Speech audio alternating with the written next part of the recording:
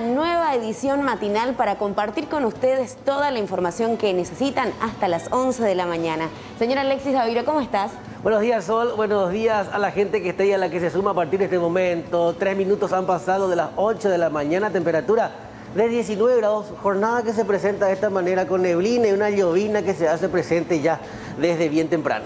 Jornada en que también obviamente decimos ya empieza a cambiar el clima, así que a prepararse. Ahora una humedad que, bueno, vamos a hablar de esto que ya veníamos adelantando hace instantes. Imagínense, vas al patio, vas hasta el espacio de tu casa y te encuentras con una mochila que tiene este contenido, ¿verdad? Además del susto, evidentemente lo recomendable siempre es dar aviso a los agentes de la Policía Nacional. Vemos ladrillos de las sustancias, cada uno pesa más de 1 kilo aproximadamente.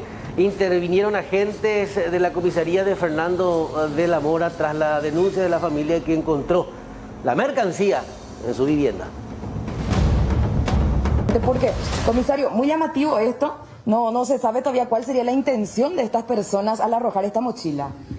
Sí, muy buenos días. Estamos en proceso de aclarar el hecho ocurrido el día de ayer, que efectivamente es muy llamativo por la presencia de 2 personas que aparentemente no son desconocidos de la víctima, que arrojaron una mochila de color rojo en el predio de una vivienda.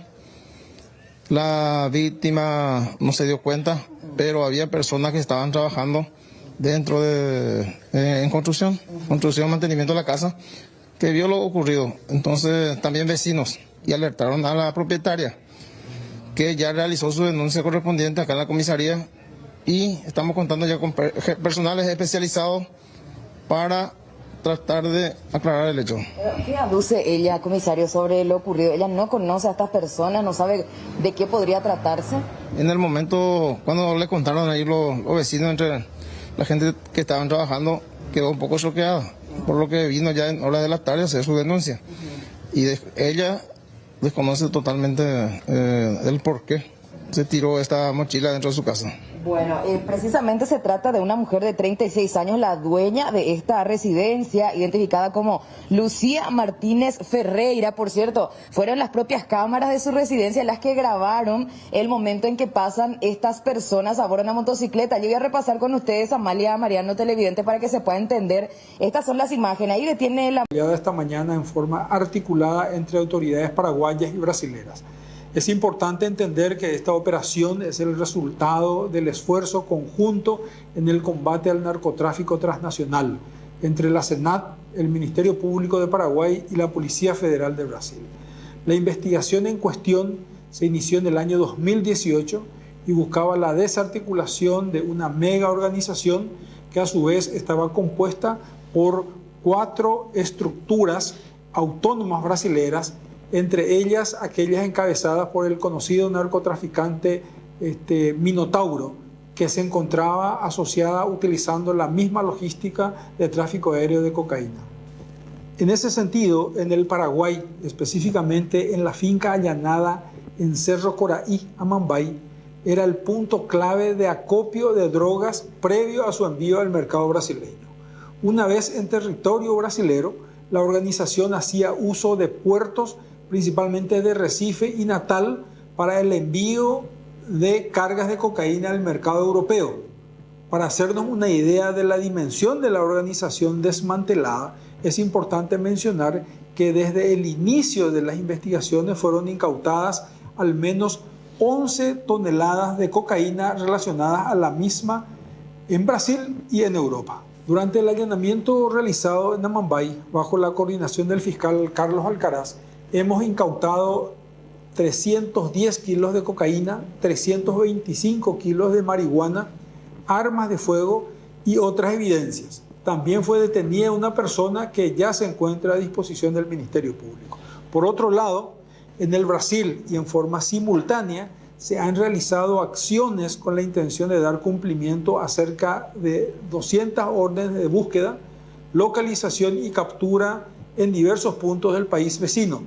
Estaremos actualizando al respecto apenas vayamos recibiendo los reportes de nuestros pares. La operación Alén Mar es el reflejo de una visión renovada en cuanto a la lucha contra el narcotráfico, teniendo como eje la inteligencia integrada entre organismos de seguridad de la región y apuntando a la verdadera desarticulación de grandes esquemas del crimen organizado.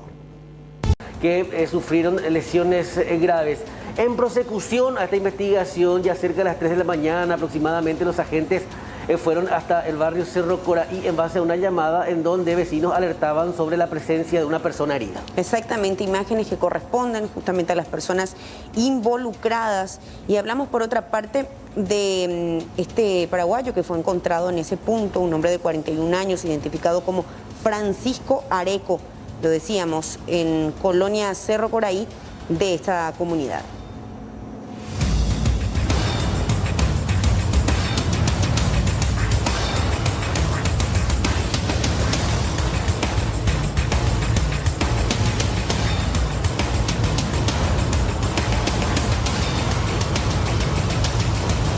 ¿Qué fue lo que pasó, doctor, según lo que pudieron recabar?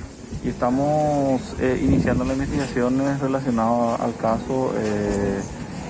Al principio, según las características o las circunstancias que rodeaban los hechos, aparentemente 3 o 4 personas aproximadamente habían llegado a nuestro lugar y habían perseguido a un vecino aquí del lugar también, que está en este momento herido, hospitalizado en el hospital regional de esta ciudad, y había ingresado dentro de esta vivienda, y en ese momento se produce un intercambio de disparos de armas de fuego y finalmente concluye con el fallecimiento del propietario de esta vivienda, el señor de apellido Rojas, Saturnino Rojas, quien estaba también en la parte interior de esta vivienda y quien había también sido alcanzado por parte de los disparos efectuados desde la afuera de esta vivienda. ¿Quién era el objetivo fiscal?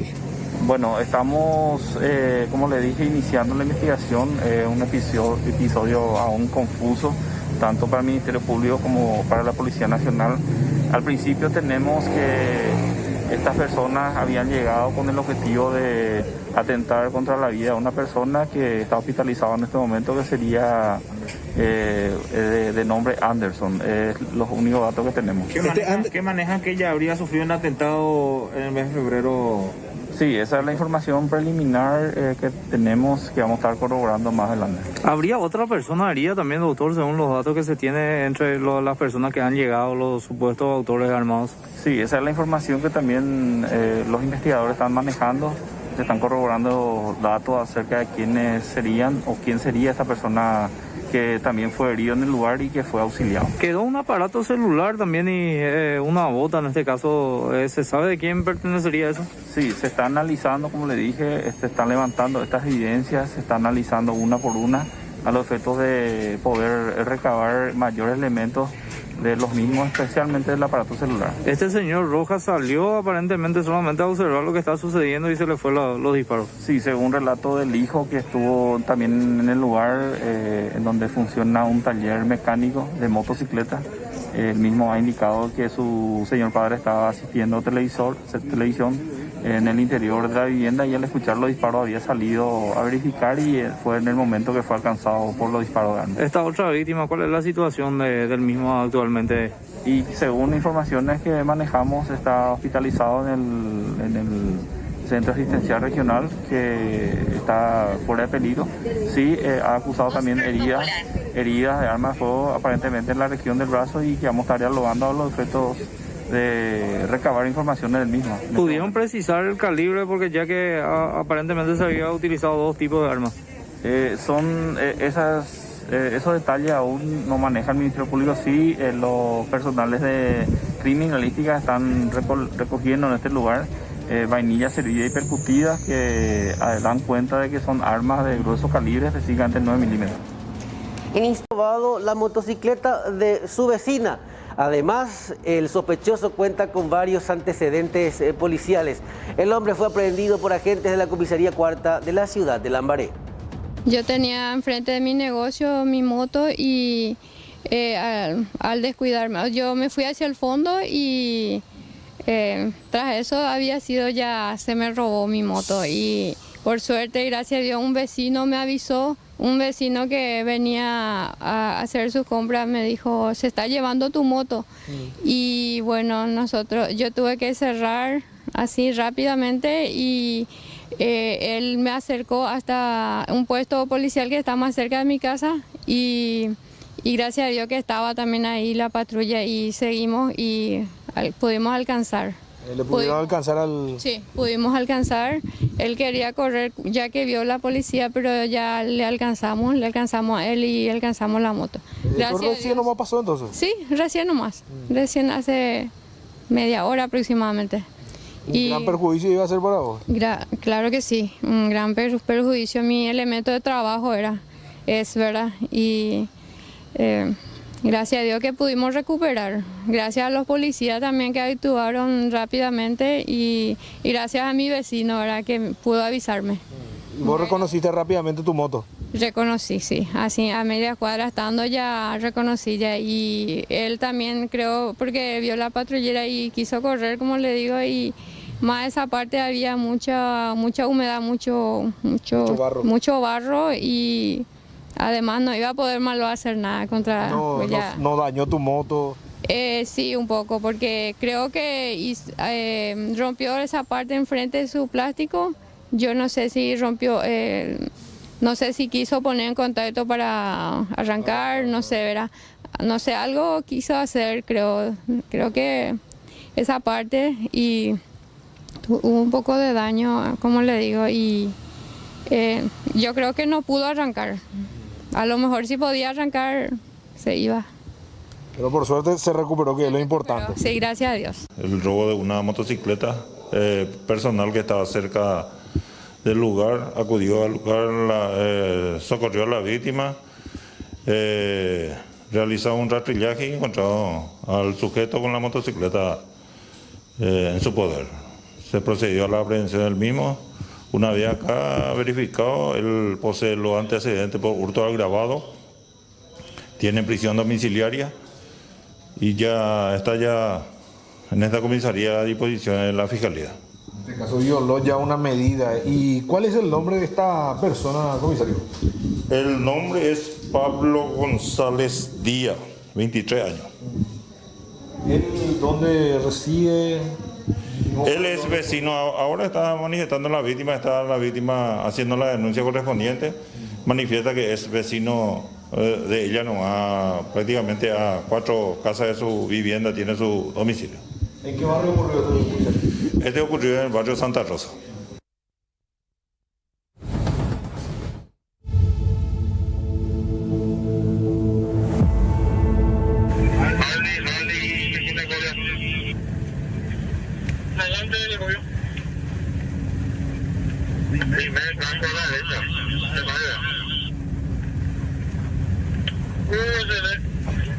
Esta es nuestra casa, iglesia allá en la casa, acá yo tengo esta casa.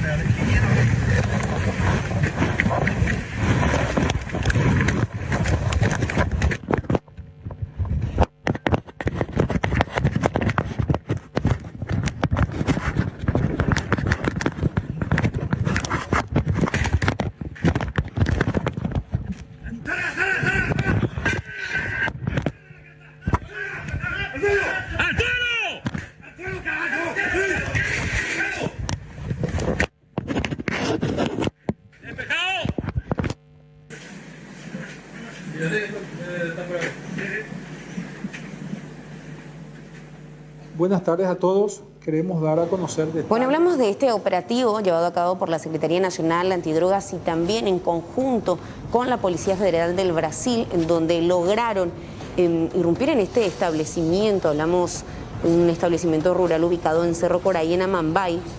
Se hallaron 310 kilos de cocaína y un cargamento de marihuana de aproximadamente 300 kilos.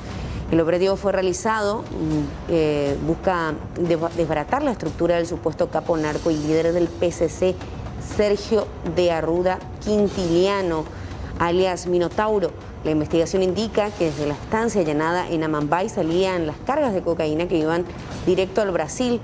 Las mismas terminaban en el aeropuerto de Recife y finalmente de ayer eran embarcadas con destino a Europa. Se trata del esquema narco internacional formado, reitero, por el conocido Minotauro.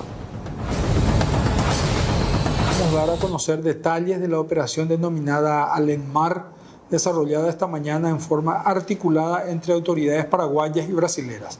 Es importante entender que esta operación es el resultado del esfuerzo conjunto en el combate al narcotráfico transnacional entre la SENAT, el Ministerio Público de Paraguay y la Policía Federal de Brasil. La investigación en cuestión se inició en el año 2018 y buscaba la desarticulación de una mega organización que a su vez estaba compuesta por 4 estructuras autónomas brasileras, entre ellas aquellas encabezadas por el conocido narcotraficante Minotauro, que se encontraba asociada utilizando la misma logística de tráfico aéreo de cocaína. En ese sentido, en el Paraguay, específicamente en la finca allanada en Cerro Coraí, Amambay, era el punto clave de acopio de drogas previo a su envío al mercado brasileño. Una vez en territorio brasilero, la organización hacía uso de puertos, principalmente de Recife y Natal, para el envío de cargas de cocaína al mercado europeo.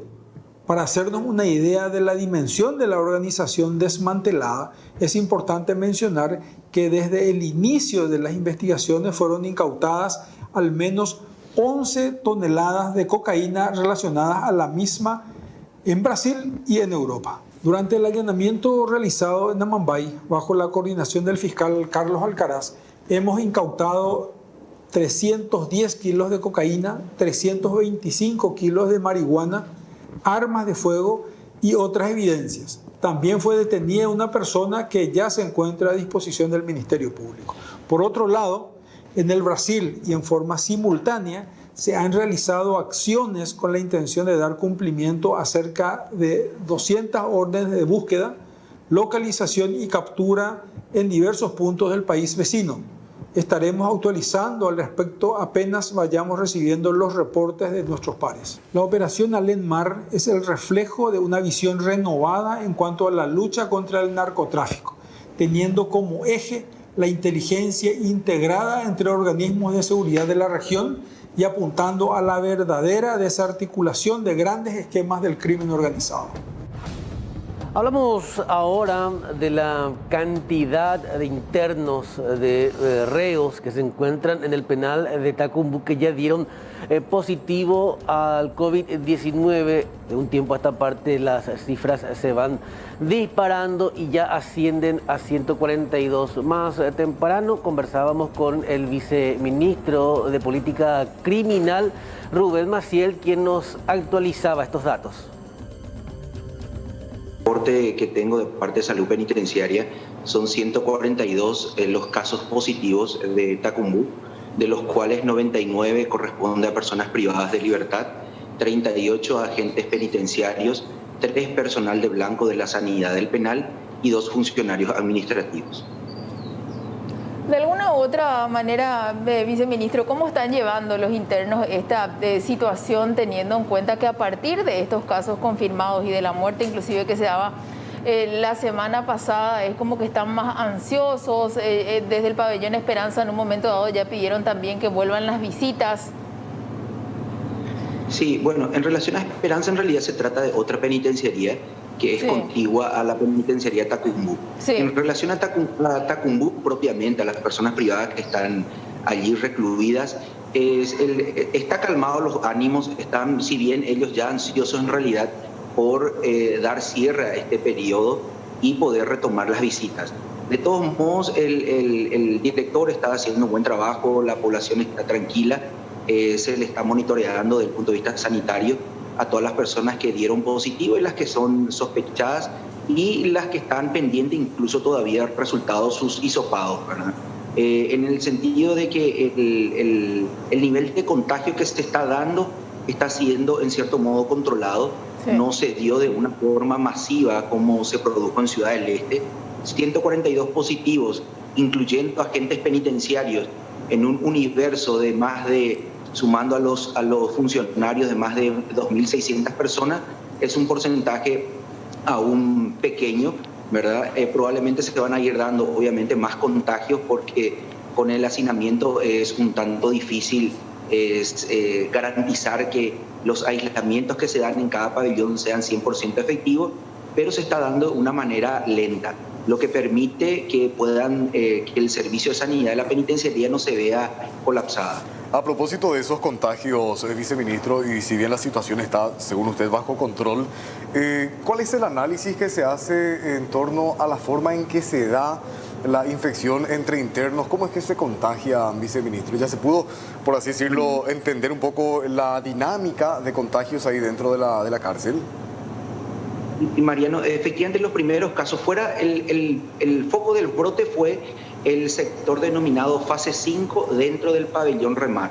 De este grupo de 36 personas que estaban, en realidad eran 40, 36 presentaron síntomas, este grupo incluso ya fue dado de alta. Luego los otros positivos que se fueron dando en otros pabellones, se pudo determinar que tuvieron contacto con personas de este sector. Entonces, de lo que se pudo verificar sobre la base de las indagaciones es que efectivamente de allí se fueron produciendo los diversos contactos y así sucesivamente en los demás pabellones, ¿verdad? Sí hubieron algunos casos donde no se pudo determinar cuál pudo haber sido el contacto que le generó el virus, pero por de pronto vemos que todo se originó en la fase 5, que es un sector dentro del pabellón Remar, y de ahí se extendió a los demás pabellones. Como los aislamientos se están haciendo en cada pabellón y se redujo la circulación interna dentro de la penitenciaría, es donde vemos que el contagio no se está produciendo de manera abrupta, ¿verdad? Sino que en cierto modo controlada. Y de hecho usted decía, ¿verdad? Habrán más contagios, es una realidad la que se asume ya. ¿Por qué, viceministro, ese aislamiento cómo es que se hace en la práctica? Ellos permanecen dentro de sus celdas, ahí se los asiste, se les lleva comida. Claro, estarán también por ahí los asintomáticos que de repente pueden estar haciendo la vida normal, desarrollándose normalmente ahí y no se percatan. Pero ¿por qué es que se dice que habrá más contagios? ¿Por los espacios comunes que comparten? ¿Qué es lo que se tiene en cuenta? Y justamente el elemento que puede generar más contagio es el asintomático, porque hay que tener en cuenta que las muestras tomadas a las personas privadas de libertad son aquellas que manifiestan algún síntoma. Ese es el criterio establecido por la Dirección de Vigilancia de la Salud. Sí. Entonces, aquellos que no manifiestan, pero que son portadores del virus, en realidad no vamos a tener conocimiento de que están o no contagiados. Ese sería un factor. ¿Cómo se realizan los aislamientos? En cada pabellón usualmente hay salas que son utilizadas, o eran utilizadas, mejor dicho, para talleres, aulas, o incluso, por ejemplo, en el pabellón Libertad existen algunas habitaciones que eran utilizadas para las visitas íntimas. Estos son los lugares destinados para aislar a los casos sospechosos y positivos de cada pabellón. Entonces quedan ellos, a su vez, aislados de los demás compañeros de su pabellón. Ahí obviamente reciben la asistencia médica, reciben sus alimentaciones y esto es lo que en cierto modo está contribuyendo a que no se propague de manera muy rápida el virus dentro de la penitenciaría. Para ir cerrando, viceministro, con respecto al estado de salud de estos internos, ¿en su mayoría están bien o fueron trasladados a algún hospital?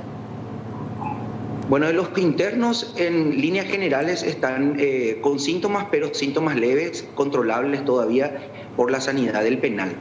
Sí tuvimos un caso concreto, un fallecimiento en el Hospital Nacional, que está plenamente confirmado que fue a raíz de la COVID-19, sí. Y 2 fallecimientos que se realizaron la toma de muestra, uno en vía y otro post-mortem, pero no tenemos aún los resultados como para determinar. Tenemos en este momento también 2 agentes penitenciarios de Tacumbú que están internados. Estos serían los casos, digamos, que sí requirieron de asistencia médica externa a la penitenciaría. Hubo un reclamo, viceministro, de los agentes penitenciarios a quienes se les realizó el hisopado, pero hasta ahora, entiendo, no estaban teniendo los resultados. Eso ya estaba generando molestia porque pasaron más de 18 días desde que le tomaron la muestra. Sin embargo, hasta ahora no saben cuál es su situación. ¿Qué hay sobre eso? Bueno, de hecho tenemos un grupo de muestras que fueron tomadas no solamente a agentes penitenciarios, sino también a personas privadas de libertad que todavía no conocemos el resultado. de los que se van conociendo en el grupo de los agentes penitenciarios y son trasladados a otro albergue donde están los positivos. Incluso de los grupos se nos fue un poco la señal, viceministro, si es que nos explica un poco nuevamente el tema de los agentes penitenciarios para comprender mejor. Bueno, los agentes penitenciarios están en un albergue. De los que resultaron positivos fueron llevados a otro donde están exclusivamente los que sí se verificó que son portadores del virus y ya dejan de cumplir funciones en la penitenciaría. Incluso de ese grupo ya 11 fueron dados de alta por la región sanitaria y a medida que pasa el tiempo, bueno, se van recuperando, ¿verdad? Tenemos sí otro grupo que no conocemos aún el resultado, pero bueno, mientras ellos no manifiesten algún síntoma, porque para el caso de los agentes penitenciarios se los tomó a todos, independientemente de que presenten o no algún síntoma respiratorio. Con respecto a estos guardias que dieron positivo y también al personal de blanco, ¿ellos fueron reemplazados? Sí, efectivamente. Todos los positivos que fueron ya trasladados a otro albergue, ellos fueron reemplazados. Había un grupo denominado de comparecencia que estaban justamente ya prestos para reemplazar a sus compañeros que daban positivo. También vino un contingente de agentes penitenciarios de Ciudad del Este que fueron ubicados en la agrupación especializada, que también están ellos para reemplazar a los demás agentes que no puedan cumplir sus funciones. 2 personas fallecidas, uno que solo ocasionalmente estaba observando lo que ocurría. La posterior detención de uno de los sicarios son los temas en Pedro Juan Caballero. Vamos con nuestro compañero Jorge Rivas, ¿sí?, que está en contacto con nosotros y nos va a comentar los detalles. ¿Cómo estás, Jorge? Buen día.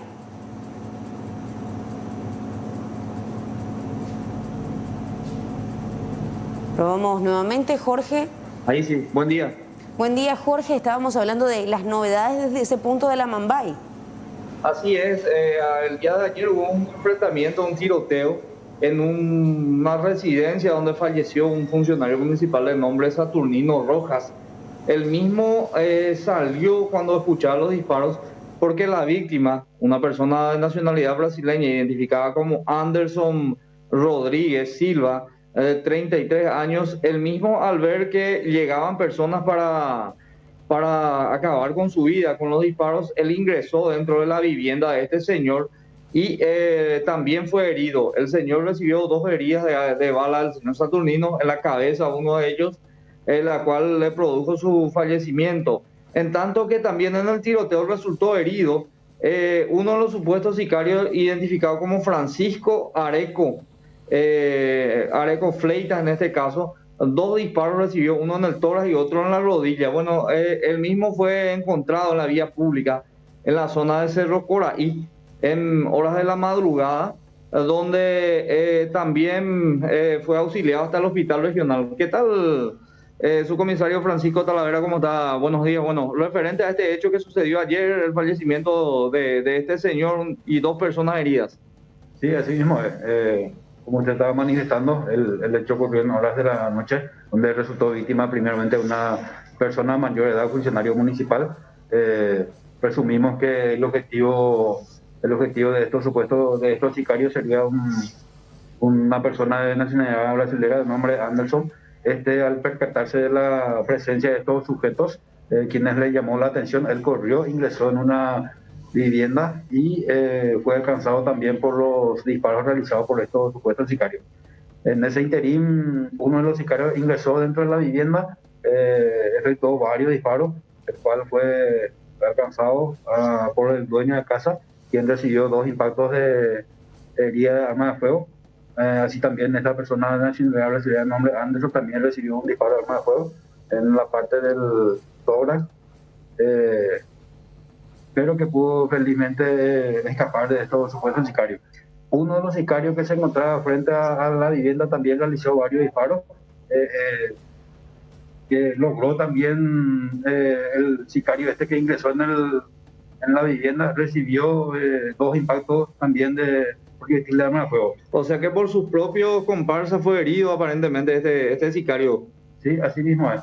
Esa es la información que estamos manejando y según el análisis técnico realizado ahí en el lugar, se levantó varias evidencias y lo cual está siendo peritado ahora mismo.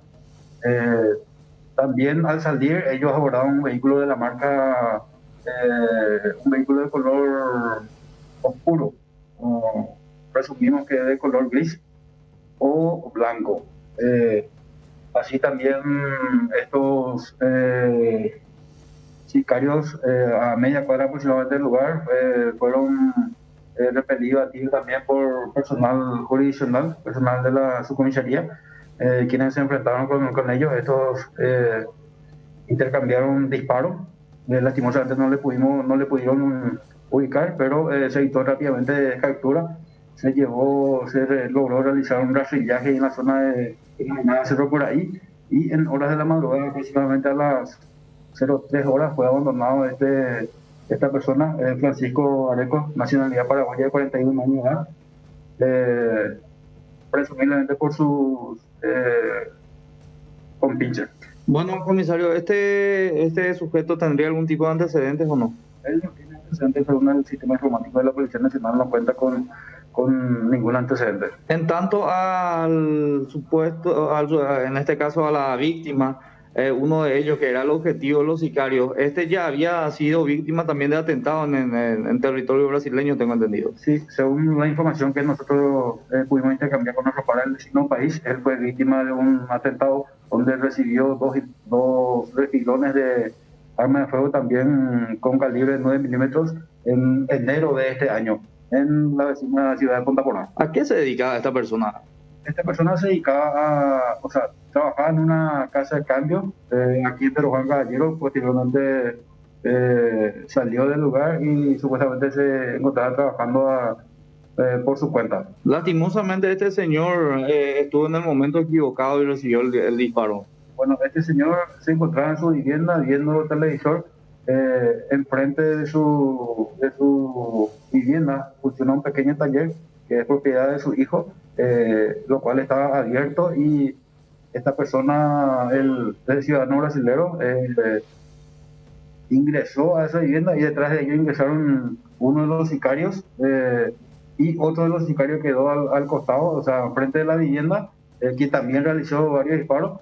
Fue alcanzado el sicario que ingresó, esta persona herida, Francisco Areco, y lastimosamente perdió la vida ahí en el lugar de la casa, que es un funcionario municipal. Ahí está el subcomisario Francisco Talavera, su jefe de investigación, quienes están siguiendo con los procedimientos correspondientes en busca de los otros sujetos quienes perpetraron este ataque ayer a las 19:50 aproximadamente en el barrio guaraní de Pedro Juan Caballero, sobre la calle Coronel Martínez, entre Curupayute y General Díaz.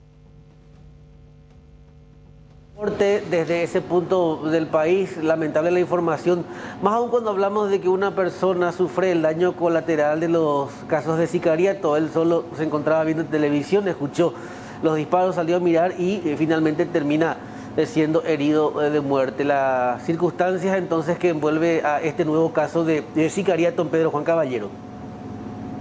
Así mismo, ese es un nuevo hecho que se registró aquí en Pedro Juan Caballero. Este señor, quien era jefe de una de las dependencias, específicamente de impuesto inmobiliario de la municipalidad de Pedro Juan Caballero, con una antigüedad ya de casi 30 años, lastimosamente perdió la vida con los dos disparos que había recibido. El fiscal, en este caso Álvaro Rojas, ordenó también que se le extraiga el proyectil que recibió en la cabeza, que fue lo que le había producido su fallecimiento a raíz de un traumatismo de cráneo. Ahora, ¿este sicario no registra antecedentes?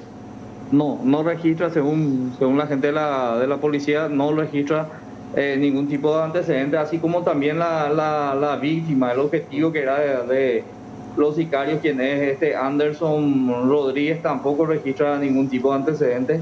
Él mismo recibió heridas de bala, fue auxiliado hasta el Hospital Regional de Pedro Juan Caballero por personal de la Comisaría Segunda, pero posteriormente, como es de nacionalidad brasileña, este sujeto fue llevado hasta el hospital de la vecina ciudad de Punta Porá, donde se encuentra internado actualmente, mientras el otro, el supuesto sicario, se encuentra en grave estado en el Hospital Regional internado. Jorge, muchísimas gracias por este reporte, siempre atentos a tu señal. Vamos ahora de un caso que nos traslada hasta el Alto Paraná, un grupo tipo comando que perpetra un asalto. Ahí está Joel López para comentarnos qué fue lo que ocurrió. Joel, buen día. Hola Sol, saludos a Alexis, a los televidentes, a esta hora también un cariño enorme. Nos trasladamos hasta la subcomisaría 051 para conocer el detalle de esta denuncia. 6 personas supuestamente con pasamontañas interceptaron a una persona que llevaba una importante carga y a punta de arma de fuego le obligaron a entregar el vehículo.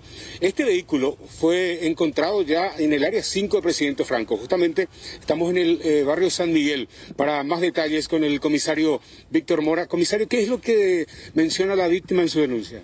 Sí, buenos días, Amar, chicos.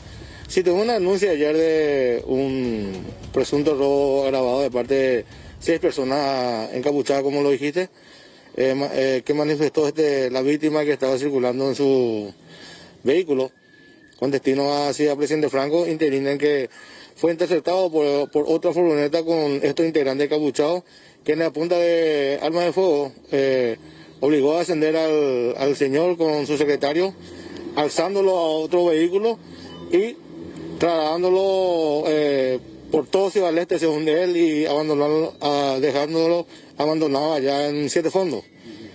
En el momento que él empezó a usar un teléfono celular de un vecino a realizar la llamada de auxilio, ¿verdad? Y acercándose hasta su comisaría para hacer la denuncia conforme a lo sucedido del relato que él dice que le sucedió, ¿verdad? Y en horas de la mañana, a través del sistema 911 base 3, se ubicó el vehículo mencionado abandonado ya en área 5, por lo cual personal de esta comisaría con personal criminalística acudió al lugar para hacer levantamiento de evidencias, de indicios, y trasladar el vehículo en esta dependencia depositado a cargo del Ministerio Público. De los autores, poco o nada todavía se sabe, comisario. De repente el tipo de vehículo no se precisó todavía que utilizaron. No, poco o nada. La verdad que el caso fue inmediatamente trasladado a jurisdicción de los personales de investigaciones, quienes ya tienen conocimiento y están realizando las pesquisas correspondientes al caso.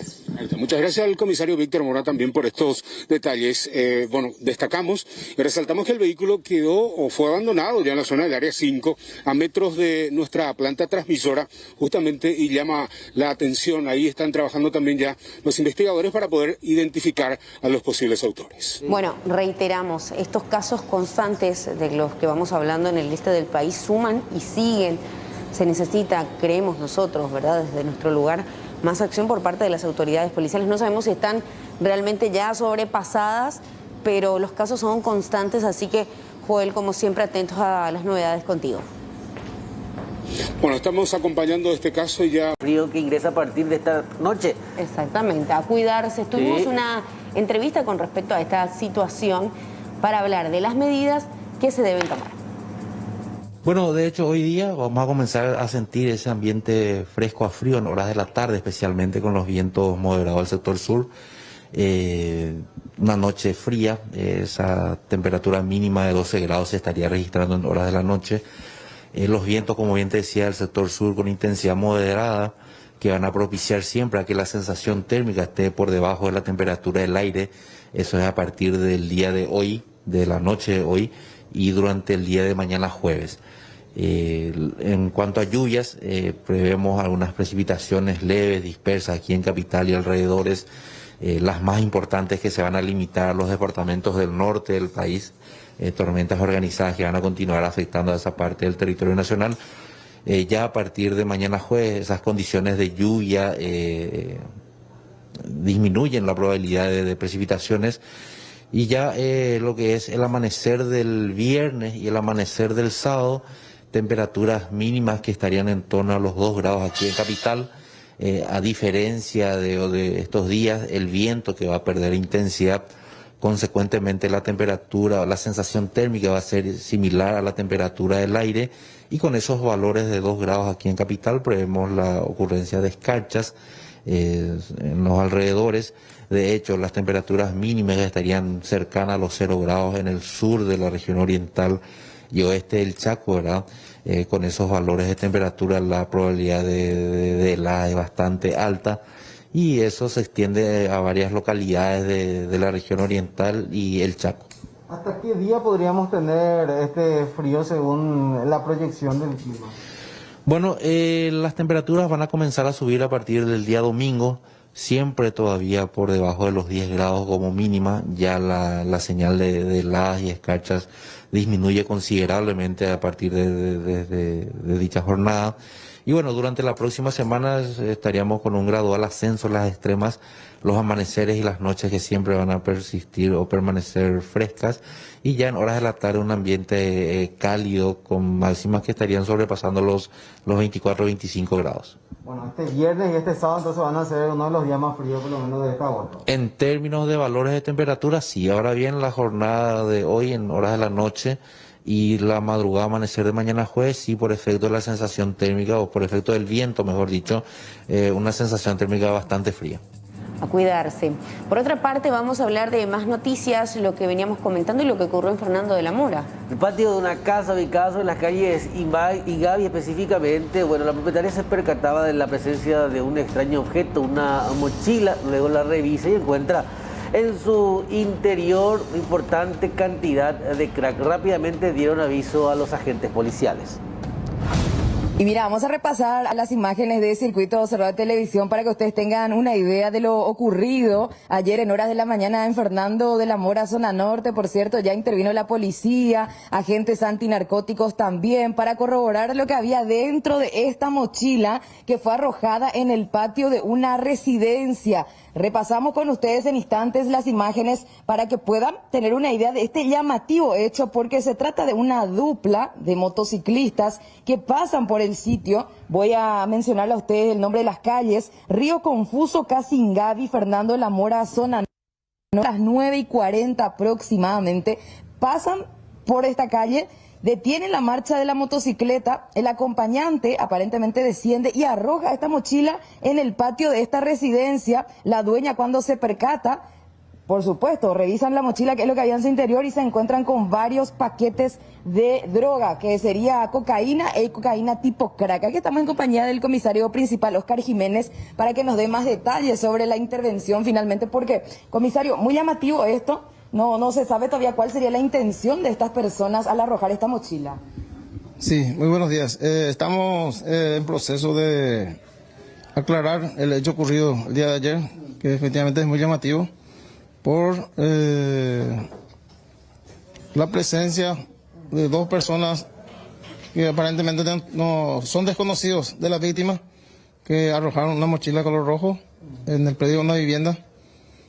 La víctima no se dio cuenta, pero había personas que estaban trabajando dentro de en construcción, mantenimiento de la casa, que vio lo ocurrido. Entonces también vecinos, y alertaron a la propietaria, que ya realizó su denuncia correspondiente acá en la comisaría, y estamos contando ya con personales especializados para tratar de aclarar el hecho.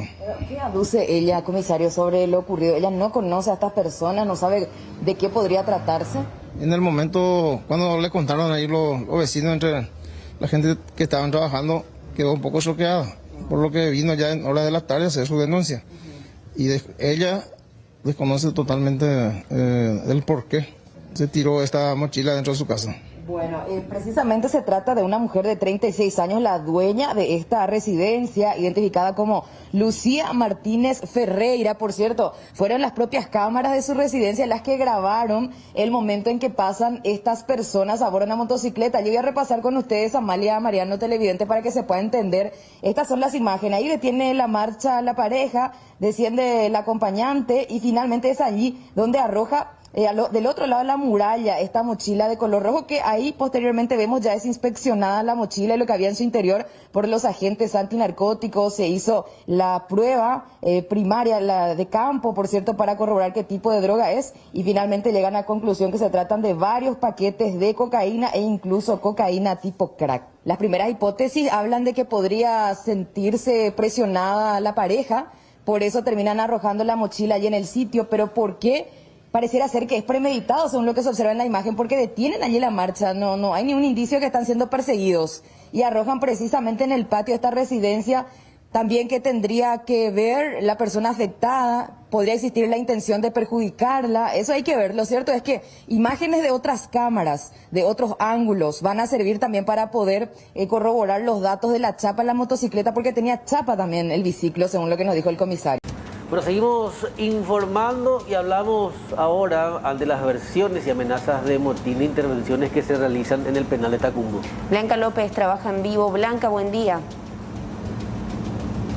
Muy buenos días, compañeros. Y bueno, derivaciones de lo que fue el motín este fin de semana. Y recuerdan, y si es que tenemos a mano ese video que fue viralizado tanto el domingo ya como el lunes también, de la postura que tenían algunos internos en relación a algunos agentes penitenciarios. ¿Me confirman si tenemos ese video para poner al aire ese video de tal manera también a contextualizar? ¿Se los ve? Vamos a escuchar lo que decían los internos en ese video. Bueno. A ver, ya no hay una cárcel de Esperanza, ya, donde decimos tipo, no, porque dentro de todo mi guardia puta está en cuarentena, dentro de todo mi guardia puta está en cuarentena, a toda cárcel, a ver, no hay guardia, hago preso mañana, ¿entendés? Hago preso mañana. A la mi guardia ya puta en cuarentena, o van a Alberto que ya fue la cuarentena.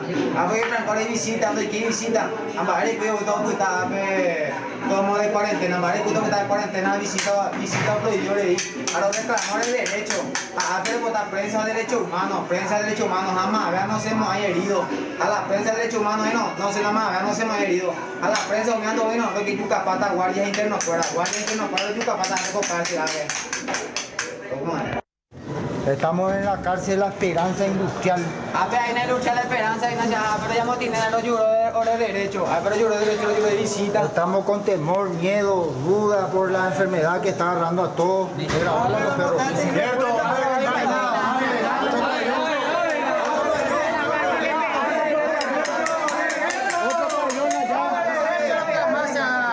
Estamos con la duda y con el temor de muchas cosas y queremos respuesta de la ministra. Eso queremos, y la seguridad de cada uno de nuestros compañeros internos. En persecución a todo eso, hoy se hizo un trabajo de inteligencia en conjunto con personal de la Dirección de Institutos Penales del Ministerio de Justicia y el Departamento contra el Crimen Organizado. Y se hizo importante incautación, comisario Pedro Lesmer. Evidentemente, las tareas que se están realizando con el Ministerio de Justicia a través de su dependencia de inteligencia penitenciaria está dejando buenos resultados, y hoy también de vuelta pudimos incautar 2 equipos electrónicos más algunos que otros elementos cortopunzantes que también fueron incautados de distintas celdas del penal La Esperanza. Hoy día ya están, por lo menos podemos decir que está un poco más tranquilo, más calmo en relación a los videos que fueron difundidos anteriormente. Estamos viendo imágenes de una de las celdas. Esa celda fue verificada porque no estamos hablando de un allanamiento propiamente dicho. No, lo que se realizó es una requisa administrativa, ya que el Ministerio de Justicia tiene esa facultad. Lo que hicimos nosotros es coayudar con los compañeros de penitenciaría, los agentes penitenciarios, a fin de poder realizar la parte de incautaciones y otras partes del procedimiento que conllevó también, así como bien lo dije, a la incautación de 2 equipos electrónicos. Llama poderosamente la atención, primero, la calidad que tiene el que pintó este payaso con un arma de fuego larga. Estamos hablando que en esa celda donde ingresaron estarían miembros de alguna facción criminal brasileña, porque el payaso es símbolo de mata policía o de que ha cometido algún homicidio. Y esas armas que muestran son inclusive granadas. Sí, es un poco particular lo que se pudo encontrar en una de las celdas. Evidentemente que es una persona que tiene algunos dotes de dibujante, porque es bastante buena la calidad. Y sí, evidentemente también dentro de ese sector estuvieron personas vinculadas a organizaciones criminales de otro país y que se identifican con ese tipo de imágenes. ¿Cuántas personas estaban en esa celda específicamente donde ingresaron y donde incautaron estos aparatos celulares? Son varias celdas, o sea, todo el penal se verificó, pero de donde nosotros incautamos elementos que nos guardaría relación a lo que estamos tratando de llevar la investigación. Son 2 personas en cada celda. Específicamente la investigación en relación a la amenaza de muerte, de que ningún agente penitenciario puede ingresar a ese sector, es como que ellos declaran zona liberada. Es en base también es uno de los motivos que seguramente conllevó a realizar esta operación, pero también es tratar de pacificar por sobre todas las cosas y incautar elementos como cuchillo y otras cosas que puedan generar más violencia, ¿verdad? Aquí lo que nosotros estamos buscando es tratar de pacificar las cosas y con todos los cuidados sanitarios que conlleva el tema del COVID ahora y buscar un poco de paz también dentro de los penales. El crimen organizado sigue operando, o por lo menos sigue asentando sus bases. Hablamos de facciones criminales, PCC, Comando Bermeños, Van la Cara, desde los penales. Y el nacimiento de ellos generalmente, o sea, principalmente nacen dentro de los sistemas penitenciarios en Brasil, tanto en Paraguay y en otros países en donde ellos están asentados. Así que para nosotros es una fuente de información buena también, de donde sacamos productos que nos pueden llevar a evitar algún daño mayor, ¿verdad? Algún daño colateral que pueda salir de la penitenciaría. Y también ahí se hacen esos soldados, hay muchos bautizados en las penitenciarías. Es por el ritmo de vida que llevan dentro del penal. Generalmente las organizaciones criminales tienen un blindaje de buena vida, por decirlo así. Entonces con eso tratan de conseguir adeptos y van creciendo dentro del sistema, ¿verdad? Hoy día estamos hablando de que por lo menos no tenemos una cifra muy abultada, pero que van también siendo expulsados muchos que no cumplen con los requisitos de estas organizaciones y son expulsados por mala conducta también dentro del grupo. ¿Y se asientan acá o crean otras facciones, como por ejemplo Van la Cara y otras facciones? Evidentemente cada facción tiene su particularidad y son muy celosos de cuidar de sí como resta el estatuto, los mandatos de cada uno de ellos, y están afincados siempre dentro de tanto dentro del sistema penitenciario como fuera de ellos, porque una vez que cumplen con su condena o algún tipo de sanción judicial, también recuperan su libertad y están por la calle, ¿verdad? Bueno, gracias, comisario Pedro Lesme, del Departamento contra el Crimen Organizado. Y veíamos, el payaso es uno de los símbolos del crimen organizado del Brasil, sobre todo de las facciones criminales, Comando Vermelho, PCC y otras facciones de menor porte que también están asentadas en Paraguay. Y bueno, llama mucho la atención que en esa zona, la cárcel industrial, la penitenciaría industrial de La Esperanza, donde tienen que estar condenados, estén aparentemente miembros de facciones criminales y que de alguna manera hagan apología al delito con estos dibujos que pintan en la pared. Gracias, Blanca. Completo como siempre, seguimos expectantes a tus. Con 32 minutos, temperatura de 21 grados, está Judith Colexa, le damos seguimiento a un caso de hallazgo de cadáver.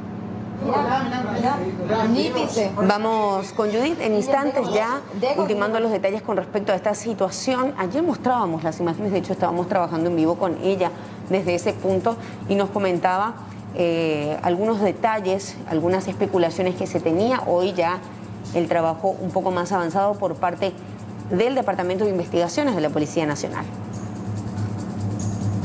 Ya en instantes vamos a estar con Judith Colexa, con la información en vivo y en directo. Retomando entonces, ahí vamos, unas cuestiones técnicas, ya vamos a estar con Judith. Judith, ¿cómo estás? Buen día. Buen día, Sol, Alexis, televidentes. Estamos dando seguimiento a este hecho de hallazgo de cadáver con presunción de homicidio que se registró ayer en el distrito de Toronó de la ciudad de Ipané. Precisamente estamos aquí en la Brigada Central. Vamos a hablar con el comisario principal Rubén Paredes, porque de aquí precisamente están encabezando las investigaciones. Comisario, ¿está siendo difícil identificar al occiso? Sí, justamente ayer en el lugar del hecho probamos a través del sistema AFIS electrónico y no le pudimos identificar. Hoy me contacté con el jefe de criminalística, a quien también le pedimos apoyo a acelerar ese trámite, y me informa que no le detecta. O sea, que se hizo de dos formas y dos cosas podemos tener ahí. Uno que sea extranjero, otro que no tenga documento paraguayo. Bueno, el hecho de la identificación es fundamental para ustedes como investigadores, porque esto va a permitir saber si es que el fallecido tiene antecedentes o incluso hasta poder encaminar la investigación. Lo fundamental en este caso, no específicamente en este caso, en estos casos de homicidio, la identificación nos abre un abanico de informaciones. De parte de la familia, de parte de un amigo, de parte del compañero de trabajo, a qué se dedicaba, su línea telefónica, y todo dependemos de la identificación de la persona. ¿Se suele dar estos tipos de situaciones, comisario? Sí, muy pocas veces, porque normalmente siempre hay reclamos a través del sistema 911, a través de la denuncia radial por extravío de persona, y siempre se le identifica, siempre se le ubica. Ahora justamente voy a estar en constante monitoreo con el sistema 911 a ver si alguien dicta a una persona denuncia a una persona extraviada.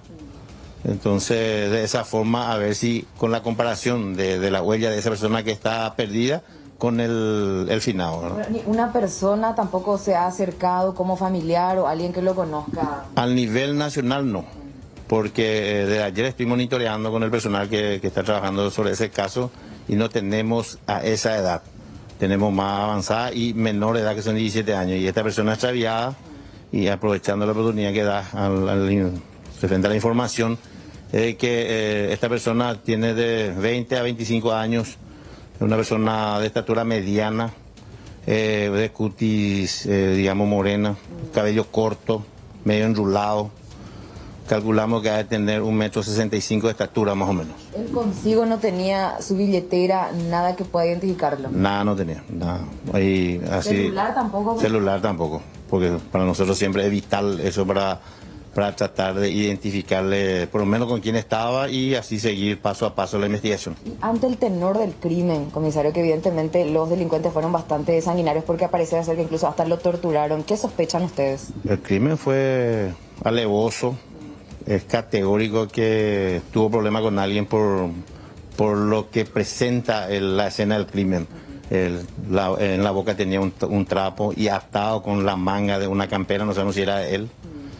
Muchos disparos en el cuerpo, como mínimo 5, con disparos de salida, algunos con tatuaje. Quemarropa, a boca de jarro se dice eso.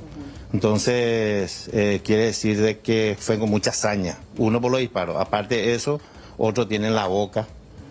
Y ¿el cuerpo sigue en la morgue, comisario? sí, en la morgue. Gracias, comisario. Bueno, esto es lo que se tiene por el momento. Sol, Alexis, televidentes, precisamente en este horario con ustedes informamos desde el sitio del hallazgo muy cerca a este barranco. Hasta el momento está siendo difícil identificar a la víctima fatal. Puede ser por dos causas, una que no esté precisamente documentado, u otra puede ser que se trate de una persona de nacionalidad extranjera. Eso está por verse aún, es por eso que de momento siguen las investigaciones y la pericia también para poder finalmente determinar la identidad de la víctima fatal, que fue asesinada a balazos con saña, por lo que se pudo percibir en el lugar de los hechos. Y por cierto, para que se pueda también ya tener hipótesis de lo que sería el trasfondo de este crimen, compañeros televidentes. Gracias, Judith. Reiteramos, todavía no se ha logrado identificar a esta persona. Si hay familiares de personas que están hasta el momento desaparecidas, que no saben de su paradero y que tiene alguna de las características mencionadas, 1,65 m de altura, persona joven, tez morena. Bueno, acercarse hasta la comisaría más cercana, el cuerpo continúa en la morgue. Gracias, Judith. Feltex, ¿cómo le va? Buen día. Todo bien, Alexis, buen día, gusto estar en su programa y a las órdenes. Saludos a su teleaudiencia. Bueno, de un tiempo a esta parte vemos y más que nada oímos el clamor ya no solo de una población, sino también de ustedes que se encuentran ahí en el campo de batalla, en los hospitales. Hubo una reunión con el ministerio, hay apertura. ¿Cuál es la situación ahora del gremio en general? Y es buena, hay vistos buenos de ambos lados, ¿verdad? Estamos muy contentos de establecer un nivel de comunicación, ¿verdad? el Ministerio estuvo con nosotros en una reunión ayer específicamente del Departamento de Vigilancia de la Salud. Como ustedes se imaginarán, ¿verdad? A través de una reunión por Zoom no presencial es muy difícil atacar todos los temas, ¿verdad? La reunión de ayer fue específicamente un punto en especial, ¿verdad? Que es tratar un poco de mejorar y reportar más los casos de médicos enfermos y caídos en la lucha con el COVID, ¿verdad? En cuanto a su cuarentena y reporte, ¿verdad? Para poder reducir eso, ¿verdad? De eso se centró la reunión, pero igual los representantes del ministerio estuvieron abiertos a escuchar en general todas las quejas, no solamente relacionadas a eso, en cuanto a lo que se estuvieron hablando en estos días, ¿verdad? Así que todos tuvieron por oportunidad de hablar, esos pedidos, esos cuestionamientos, ¿verdad? Ese clamor que ustedes dicen, ¿verdad? Fue apuntado y llevado y será presentado a los superiores del ministerio. Doctor, con respecto a esto, la cantidad de médicos contagiados en terapia y caídos, si podemos hacer un resumen y cuáles son las estadísticas actuales. Bueno, en general nosotros queríamos hablar de personal de blanco, ¿verdad? Porque todos estamos en esto juntos, ¿verdad? Tanto médicos, enfermeros, personal de salud, de limpieza y también administrativo, ¿verdad? En general, todo ese grupo ponemos un dato, ¿verdad? Que hasta la primera semana de agosto ponemos un número X, ¿verdad? Que hubo en todo este tiempo, en todo estos meses de marzo, pero de la segunda semana de agosto a este punto se triplicó ese número. Así que estamos muy preocupados, ¿verdad? Muy consternados por eso. El ministerio también, obviamente, por eso me hicieron ese contacto también para hablar sobre eso. Y tenemos ya medidas bien planificadas, ¿verdad? Consensuadas en gran mayoría con el ministerio de la reunión de anoche para poder mejorar eso desde un punto de vista ya final. Doctor, con respecto a la situación que ustedes le plantean al ministro, también en la semana vimos muchísimas movilizaciones del personal de blanco, no solo los especialistas, sino también los licenciados en enfermería y personal de servicio. Forman y son un todo en este momento, doctor. ¿Qué tipo de respuestas, por ejemplo, ante la solicitud del pago de gratificaciones pudo haber dado el ministro? Bueno, eso, te voy a ser bien sincero, estoy ajeno a ese tipo de manejo, ¿verdad? Lo mío, desde el punto de vista como presidente del Colegio Médico Quirúrgico, estamos enfocados desde el punto de vista médico en este momento. Obviamente hay gratificaciones a cumplirse, ¿verdad? Creo que todas las gratificaciones del personal de blanco son justificadas y merecidas, ¿verdad?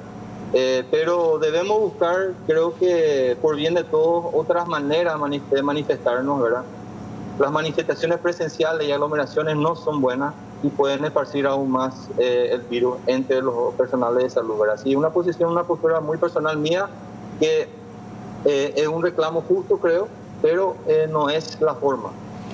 No es la forma de estar protestando. Tendríamos que usar otros medios y tratar de que no haya más esparcir el virus entre los colegas, ¿verdad?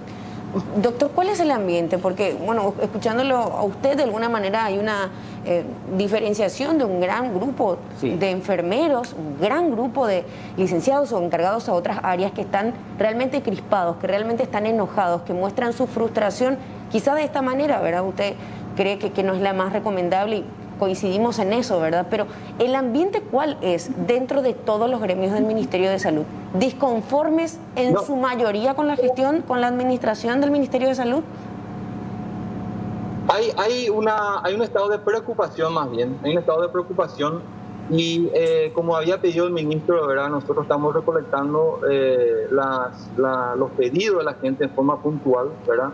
Yo no estoy tampoco de acuerdo y creo que nadie en nuestro gremio está de acuerdo con hacer denuncias al aire, o sea, al santo cohete, sin tener una fundamentación. Eso es muy cierto lo que dice. O sea, sin tener una fundamentación. No hay fundamentación dentro de varias de las manifestaciones realizadas, para entendernos un poco el contexto, porque nosotros acompañamos todos los días protestas, reclamos, no tenemos insumos, no tenemos esto, clamores, en el Incanse se nos están yendo pacientes. Entonces, cuando del otro lado tenemos otro tipo de testimonio como el de usted, que de alguna manera nos dice, bueno, la situación es tan así, nos gustaría saber.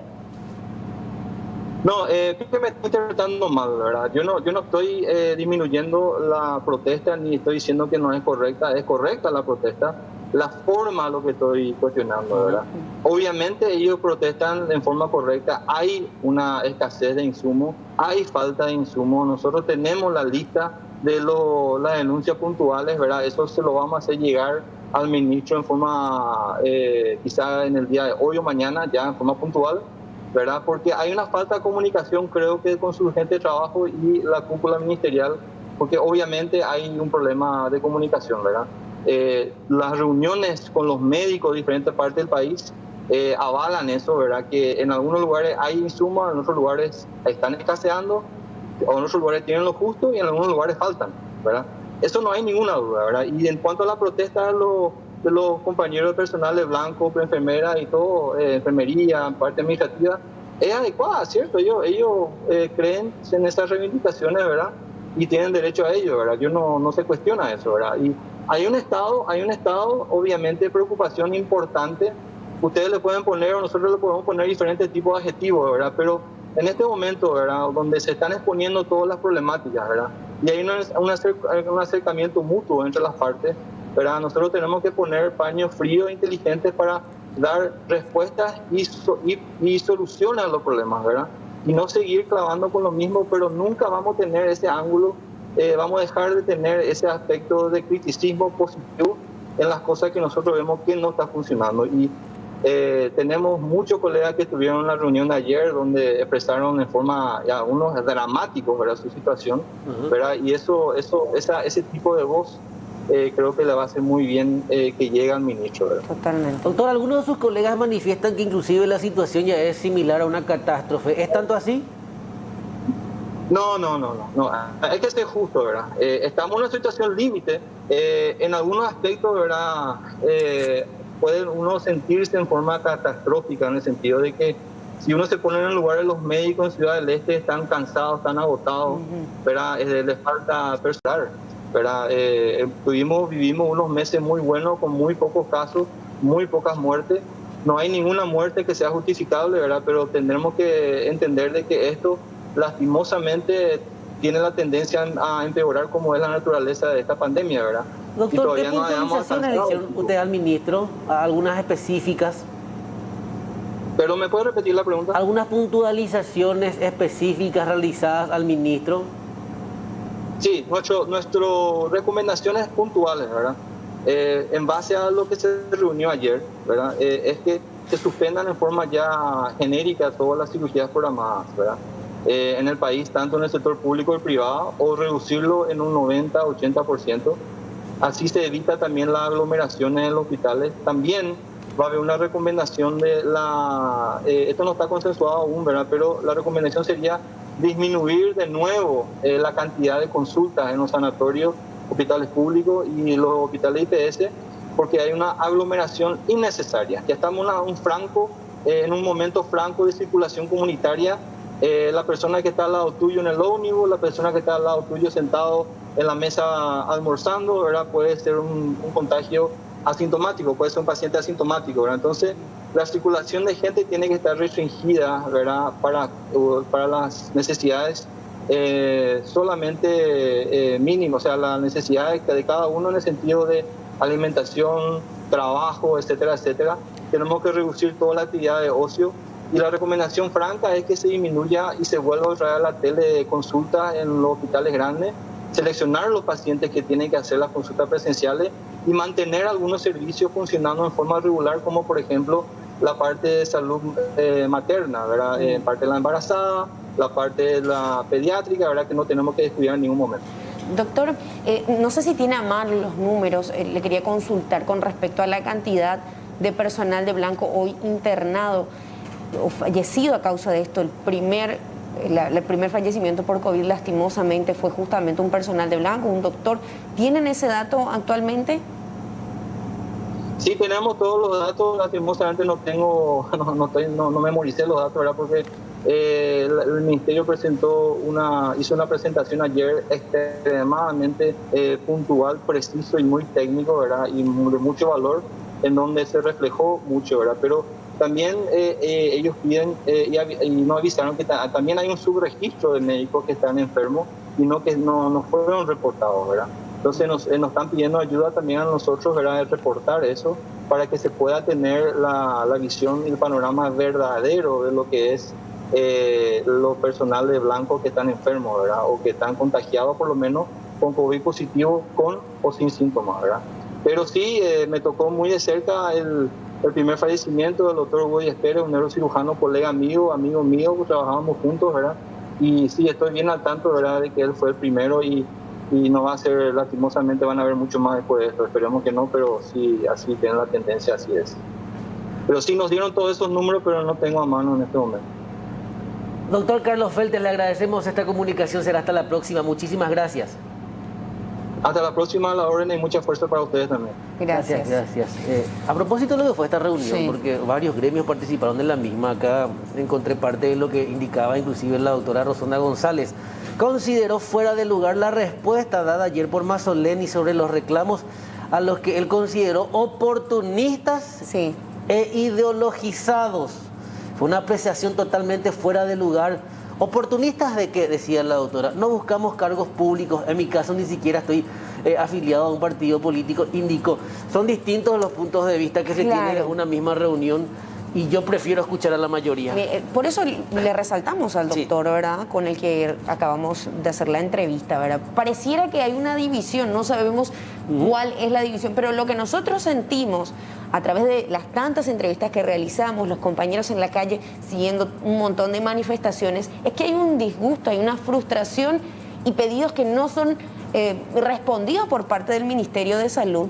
El ministro ayer, Julio Mazzoleni, mencionaba justamente esto, que hay incluso situaciones que podían ser de alguna manera, no sé si oportunistas, que había muchas denuncias que se hacen a través de las redes o a través de los medios de comunicación, pero no se hace de manera formal el ministerio. Ayer tuvieron una reunión, le habrán mencionado todo. Si no es tanto así como lo dicen la mayoría de los médicos, porque ayer vi llorar a uno de ellos en Ciudad del Este, ya desesperado por la situación acuciante. Se habla inclusive de que una de las representantes del gremio médico de Ciudad del Este habla de que según los subregistros ya serían 40.000 las personas que están infectadas con la enfermedad. Eso evidentemente repercute en el estado de ánimo y en la capacidad, no digo en la capacidad de atención, sino por sobre todo de respuesta para atender a tanta gente. O sea, el clamor del personal de blanco, el clamor de los especialistas, el clamor de servicios, evidentemente no es todo tranquilo, que como esté reflejando una buena administración de salud pública y bienestar social. Bueno, nosotros seguimos muy amplia, es muy amplia, abarca parte de la ciudad de Lambaré y prácticamente todo el barrio San Pablo. Que una comisaría de tal envergadura esté fuera de funcionamiento nos preocupa, pero también evidentemente preocupa la cantidad de policías que están infectados con el COVID-19. Ahí está Mariano. Mariano, ¿cómo estás? Buen día. Hola Sol, ¿qué tal? Les saludo a vos, a Alexis, a todos los televidentes y mucha preocupación realmente debido a la situación que se tiene aquí dentro de la comisaría 15 Asunción. Ven ustedes una ambulancia del Hospital Rigoberto Caballero. Esta ambulancia lo que viene a hacer es a tomar nuevamente las muestras a las personas que se encuentran aquí detenidas. Inicialmente eran 15 los detenidos que se encontraban en los calabozos aquí de la comisaría 15. El primer caso positivo ya fue aislado y de hecho fue derivado hasta un albergue de Ciudad del Este, ese primer caso positivo. Y los otros 14 que quedaron aquí en la comisaría, se les tomó la muestra, se esperó que se den a conocer los resultados, que remitan aquí esos documentos y se enteran finalmente de que todas las personas detenidas dieron positivo a COVID-19. Además también algunos efectivos de la Policía Nacional, y vamos a movernos un poco porque quiero mostrarles el aspecto, la cara que tiene hoy la comisaría 15, una comisaría que según nos informaban los superiores, la comisaría está cerrada. Y van a ver ustedes en breve, con imágenes de Héctor Rodríguez justamente, esta cinta que delimita un poco, Héctor, si viene un poco más acá, ahí se va a ver la cinta. Exacto, ahí está la cinta que delimita justamente y advierte que la comisaría está cerrada para la atención al público. Hay unos 7 efectivos de policía que se encuentran también en aislamiento dentro de su lugar de trabajo, la comisaría 15.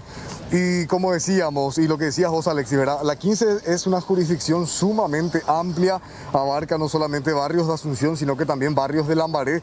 Es por eso que la Policía Nacional instaló esta unidad de atención móvil, esta caseta policial que ven aquí afuera. Son las famosas comisarías móviles que se habían adquirido hace un tiempo por parte del Ministerio del Interior. ¿Funciona esta, Mariano? ¿Te acordás la que una vez vimos? Sí, y habría que ver, ¿verdad? Porque ahí no va a quedar por la duda. Muebles y compañeras. Sí, acá nomás al costadito voy a mirar desde la vereda. Y vos sabés que adentro al menos no vemos a gente. No vemos a gente, pero esto es lo que hoy tienen aquí a disposición las personas que necesariamente tengan que realizar alguna denuncia, algún trámite ante la Policía Nacional, atendiendo a que la oficina como tal, la estructura como tal, se encuentra cerrada, compañeros. Y quiero mostrarles ahora el entorno de esta comisaría donde se dio un brote de COVID positivo y el movimiento que se tiene justamente. Esta es la avenida de la Victoria, aquí en el barrio San Pablo de Asunción. La avenida que cruza allá, que ven ustedes, es la avenida Fernando de la Mora. Estamos en lo correcto. Allá al fondo van a ver ustedes un edificio. Ese edificio es el de la Secretaría Nacional Antidrogas, de la Senat. Exacto, señor. Y acá, sobre de la Victoria, ves, Alexis, Sol, la cantidad de vendedores, por ejemplo, que hay. Mira, este es el movimiento. Muchísimos vendedores informales que están aquí al costado de la ruta. Además, también hay gente que espera la unidad de transporte público, el 13, por ejemplo, que pasa acá sobre de la Victoria. Sí, por suerte tienen todos tapabocas. Sí, y viniendo a este lado, Alexis, hay otra cuestión que de hecho ya la semana pasada cuando nos enterábamos de este caso, a mí también me preocupaba bastante. Vos ves acá hay un cajero automático. ¿Ves? Hay un cajero automático frente mismo a la comisaría del BNF y es un cajero que sigue habilitado. Espero y cruzo los dedos para que esto haya sido ya, ¿cómo es que se dice? Desinfectado, ¿verdad? Sí. Que haya sido desinfectado por una cuestión de precaución, atendiendo a que dentro de la comisaría se confirman casos. Hay efectivos de policía aislados también. Uno de ellos con un cuadro positivo, según nos decía el comisario Víctor presentado. Entonces esperamos que se hayan tomado las debidas medidas con este cajero al cual viene mucha gente. Allá al fondo ves, siguiendo siempre con el relato del entorno, personas que están esperando unidades de transporte público.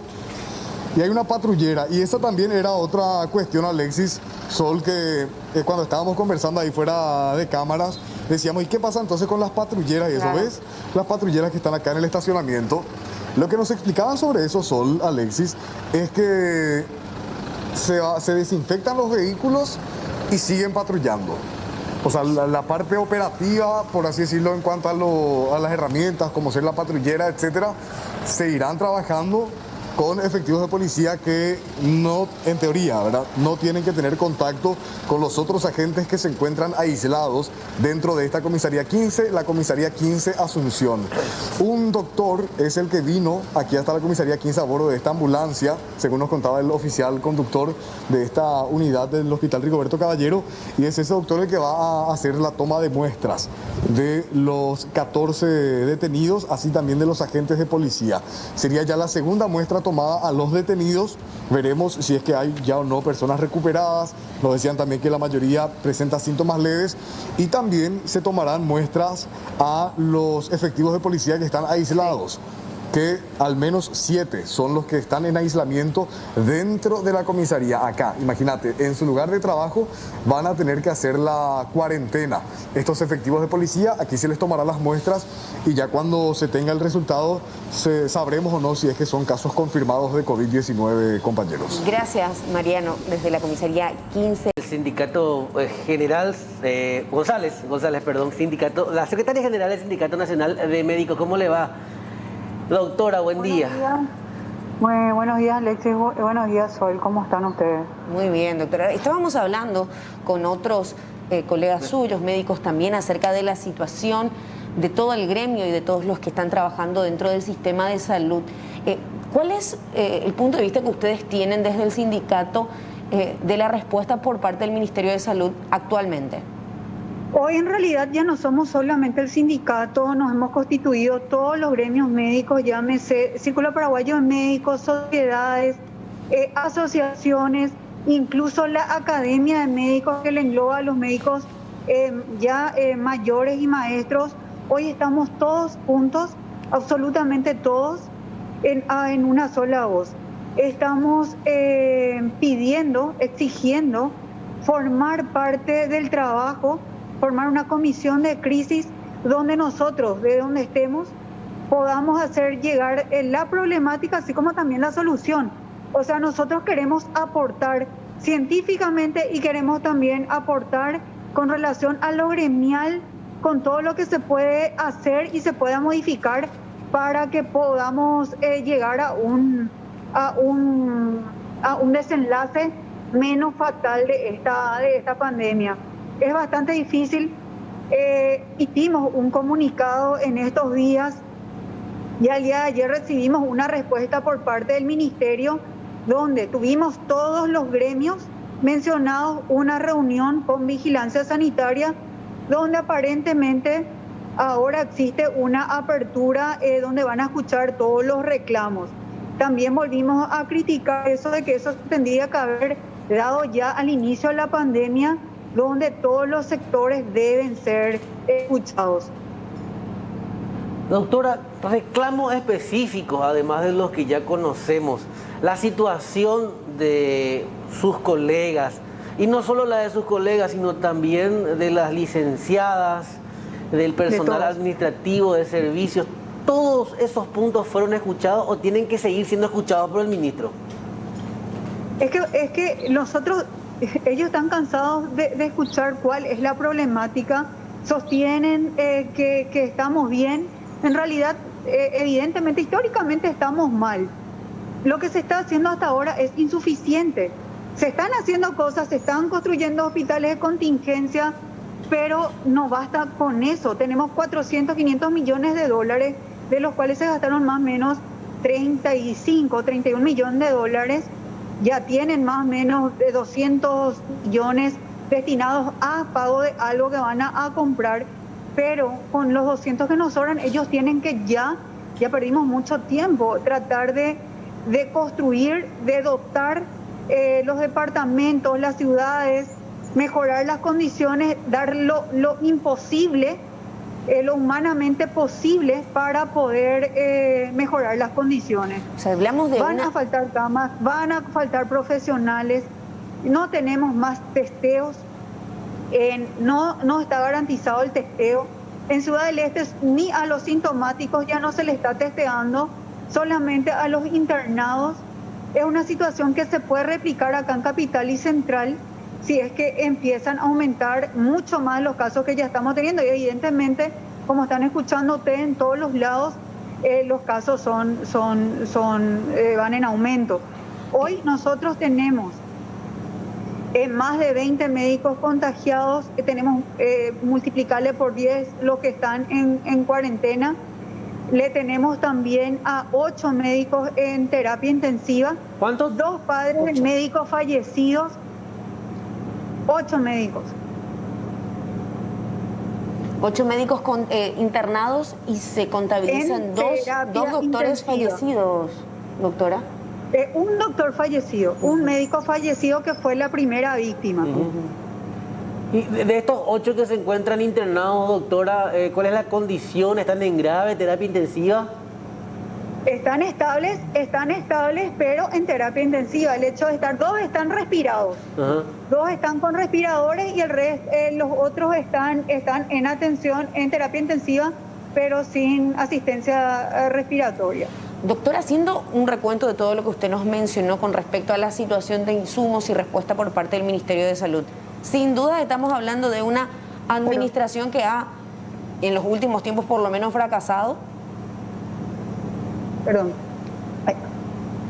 Con respecto a su punto de vista, con respecto a la administración, estamos hablando de la gestión, la poca ejecución del monto con el que cuenta hoy el Ministerio de Salud. Claro, hoy tenemos 400 millones, o si nos sobran los 250 millones de dólares en donde de alguna forma, no sé, la burocracia se tiene que pasar encima de la parte burocrática y dotar de todos los servicios de medicamentos. Estamos en una situación de crisis económica también, que la población que ya estaba lo pobre está mucho más pobre. Pedirle para que compre un medicamento de 60.000 guaraníes, que para muchos le va a parecer poco, pero para algunos es todo, porque no tienen esa cantidad, o que vayan corriendo a la farmacia de una terapia intensiva para buscar, no debe ser, y no solamente medicamentos, sino que también tubos que se necesitan dentro de estos lugares críticos, ¿verdad? Entonces, lo que le pedimos al ministerio, y lo dijimos ayer en la reunión que tuvimos con ellos, de que deben de priorizar, de que deben ver la forma ya de resolver esto lo más rápido posible, así como también dotar todos los departamentos de la suficiente cantidad de camas para que los pacientes puedan ser atendidos. Entendemos que no es solamente la terapia intensiva, pero se tiene que asegurar en el caso que se necesite. Pero también hay que asegurar las camas de internación, porque no todos entran a terapia intensiva, pero van a requerir tratamiento médico. ¿Qué significa eso? Una cama con algún tipo de sustento tipo oxígeno, algún tipo de vía, donde van a tener que estar monitorizados, y esos son camas de internación.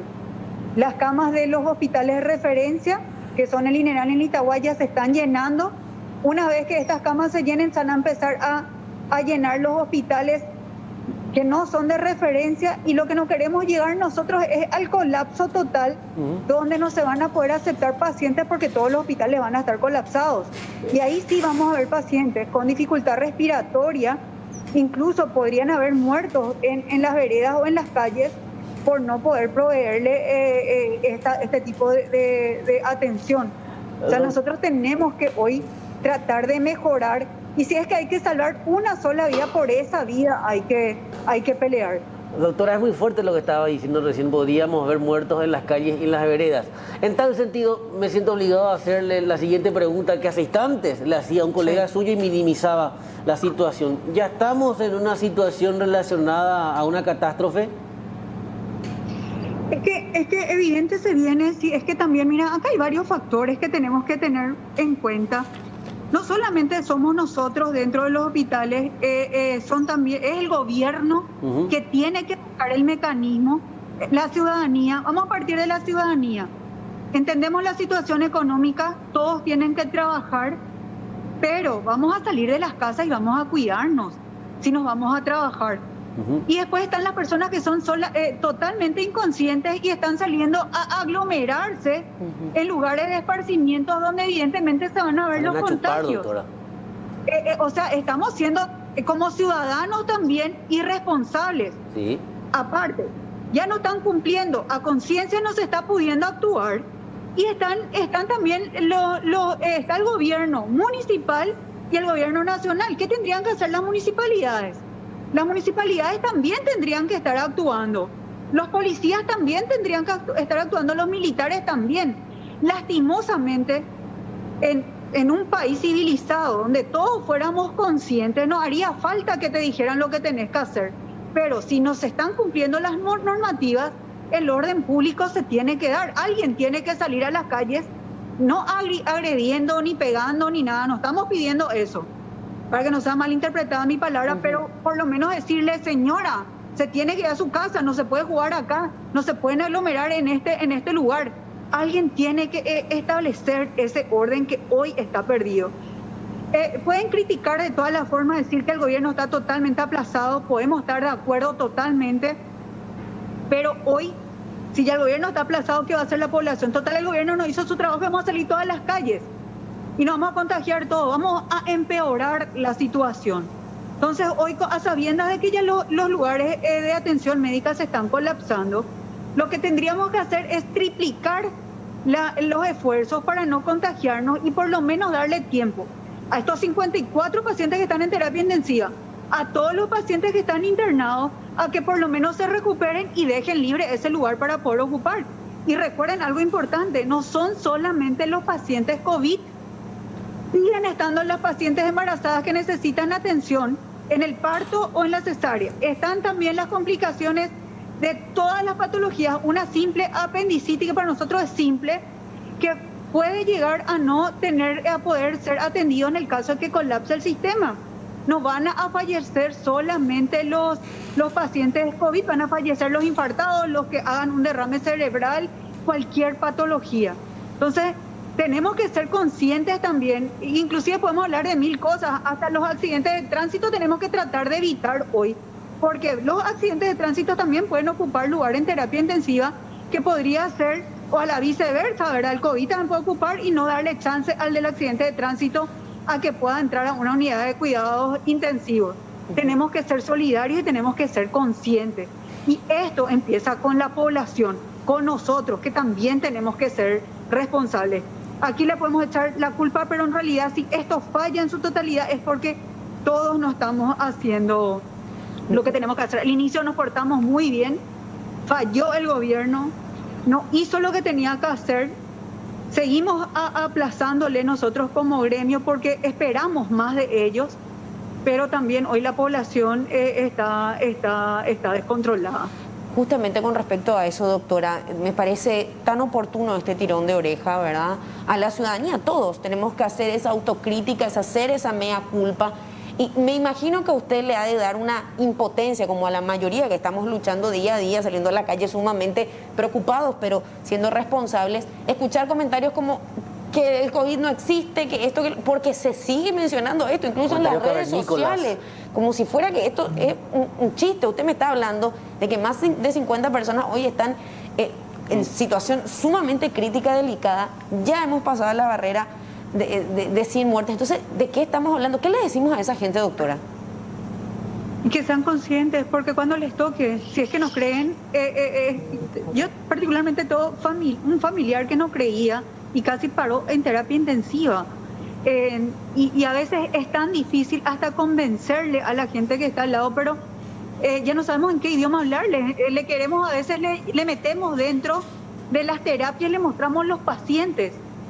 Y sí existe esa patología y sí puede matarle a los no COVID también, porque van a ocupar las camas que esos pacientes pueden ocupar. Les puede tocar a sus hijos, les puede tocar a sus padres, a sus amigos, a sus esposas, esposos. Y cuando les toque, y les toque de cerca, realmente les va a doler. A los jóvenes que sean responsables, existe alta probabilidad que no se compliquen, pero también se pueden complicar, pero les van a llevar la patología a las personas mayores o con factores de riesgo a la casa y van a ser asesinos indirectos de sus propios familiares. Y no se pide mucho. Usar este tapaboca, un tapaboca, lavarse las manos cada vez que se toque algo y el distanciamiento y no la aglomeración. Es demasiado sencillo. No puede ser que no podamos. Si todos cumplimos esa regla, si todos lo cumplimos, el virus va a morir dentro nuestro, dentro de 14 días ya no se va a replicar. Eso podemos lograr, pero vamos a lograr todos unidos. Pero si un grupo no hace caso y respeta, no cumple las normas, evidentemente nos vamos a seguir contagiando y no le garantizamos la atención médica. Doctora, evidentemente el gobierno va a tener gran parte de la culpa, pero los ciudadanos también van a tener la otra mitad de la culpa. Doctora, una última consulta con respecto a la reunión o las próximas que pudieran haber. ¿Cuál es la respuesta del ministerio? Nosotros tuvimos una reunión el día de ayer. Ellos pidieron que acerquemos todas las problemáticas, todas las dudas. Lo que más nos preocupa es la situación de los no testeos. No se están realizando los testeos, entonces vamos a estar trabajando a ciegas. También priorizar a los personales de salud para la realización de testeos, porque nosotros estamos en la misma situación que toda la población. Tenemos que llamar al 154, ya no existe una capacidad de que atiendan, los servicios están sobrepasados, pero tiene que haber una priorización porque son los que están dentro de los hospitales que también pueden estar contagiándole a los compañeros que tienen que atender pacientes y también pueden estar contagiándole a los pacientes que no son COVID. O sea, es importante testearle a los profesionales que están dentro de los hospitales. No es por egoísmo, sino que es para no tener bajas, porque se les necesita a todos dentro de los hospitales trabajando hoy.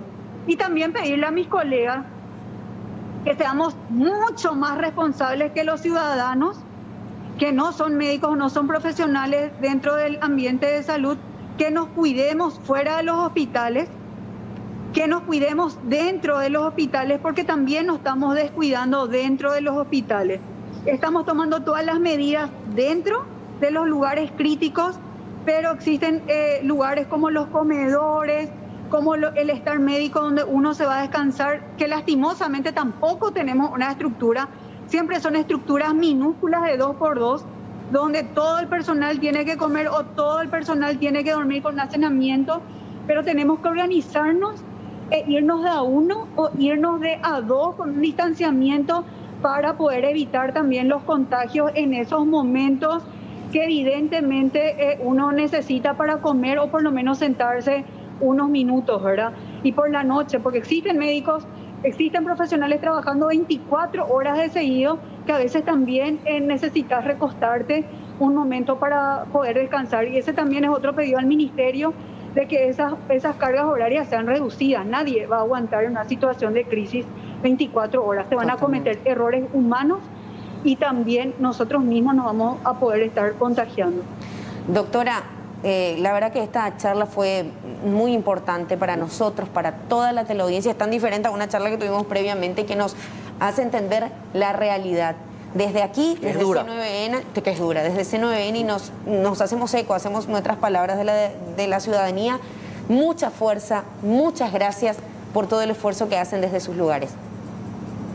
Gracias a ustedes por el espacio y a la ciudadanía, por favor, a cuidarse. No es mucho lo que les pedimos. Lavarse las manos, un distanciamiento de 2 metros, no la aglomeración y el uso de tapabocas. Con eso le vamos a ganar al virus, incluso a lo mejor ya no se esparce y desaparece. Eso es lo que nosotros necesitamos de ustedes. Ya se les pidió muchísimo, estamos en una crisis económica, entendemos, pero la crisis económica va a ser mucho peor si es que empiezan a haber muertes en las calles. Ahí se van a cerrar en absolutamente todo y ahí vamos a perder todos vamos a perder y incluso los funcionarios públicos ya no tienen asegurados los sueldos, la gente ya está teniendo crisis en sus empresas, vamos a perder absolutamente todo. Entonces conciencia y conciencia de toda la ciudadanía. Vamos a trasladarla a nuestro siguiente entrevistado, guarda relación con la escasez o no del cemento. Exactamente, estamos en contacto con Andrés Watled, gerente comercial de Iguazú Cementos, a quien le agradecemos por su tiempo. ¿Cómo le va? Buen día. Buen día, ¿cómo le va? Mucho gusto. Bueno, don Andrés, esta mañana conversábamos con referentes de la industria nacional del cemento. Ellos garantizan la producción, hablan de que en planta no variaron los precios, sin embargo, el consumo se da a que las empresas que fabrican cemento en nuestro país, las privadas, no están dando abasto. ¿Eso es cierto, eso no? Por un lado, decir, nosotros no hemos modificado nuestros precios, tampoco. Por otro lado, está claro que afortunadamente el país está con una buena demanda de cemento, gracias al impulso tanto de las obras públicas como privadas.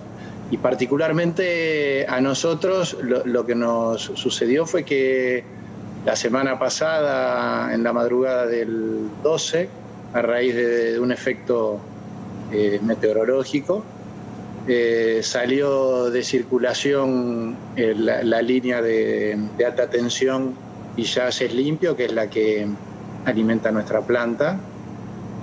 Y como consecuencia de eso se averió nuestro transformador principal. Como dije recién, por un tema meteorológico no es responsabilidad de la ANDE, pero lo que sí eso generó es que nuestra planta no haya podido seguir marchando por el daño que sufrió este transformador principal. ¿Pero ya normalizaron la producción o están en ese afán ahora, don Andrés? No, las características del transformador hace que no sea sencilla la solución. Lo que nosotros en un primer momento hicimos fue buscar acá en Paraguay un transformador de características similares, que lamentablemente no encontramos.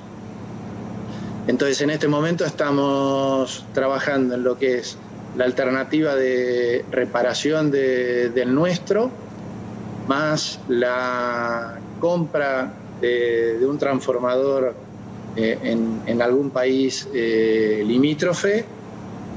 Y la idea de esta alternativa es que este transformador que estamos comprando, poder complementarlo con uno que alquilamos acá y que entre los dos puedan suplir lo que es el transformador principal.